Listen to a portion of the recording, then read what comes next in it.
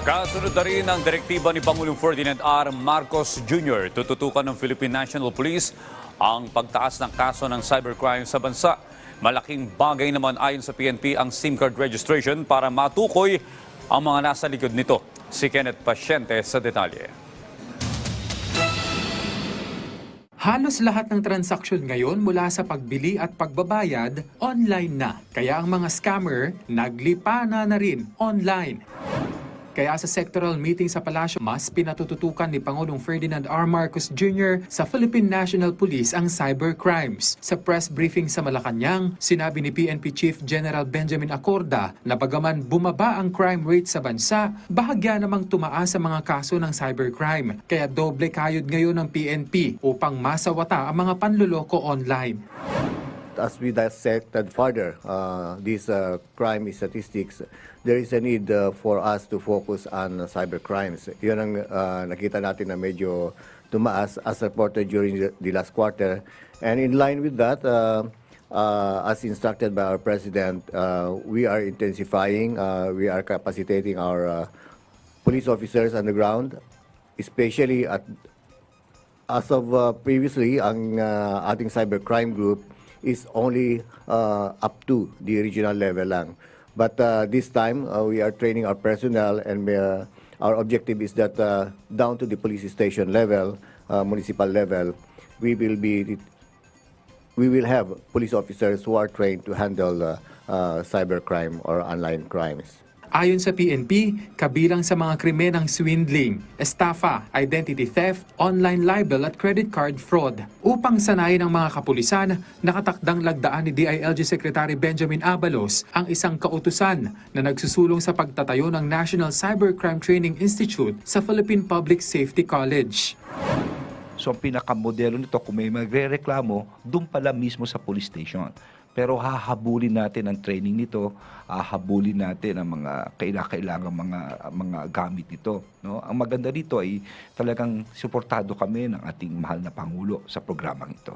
Malaking hamon naman sa otoridad ang pagtugis sa mga nasa likod ng cybercrime, lalo't online ang krimen. Malaking bagay ang SIM card registration na itinulak ng pamahalaan. That's the good thing about this registration of numbers sa mga SIM card registration. Malaking bagay po yon. And together with the NBI, we've been receiving reports also about selling of pre-registered SIM cards. So yun ang mga isang hinahabol natin. So malaking bagay po talaga when it comes to the identify or establishing the identities of these perpetrators online through the online or through the SIM card identification. Medyo na-trace natin, nakakatulong sa pag-trace natin sa mga identities ng mga scammers. Ayon naman sa otoridad, hindi nahuhuli ang bansa sa mga kagamitan ng PNP sa pagsugpo ng cybercrime, lalo't may tulong na naibibigay ang ibang bansa. Pero paano naman kaya ang budget?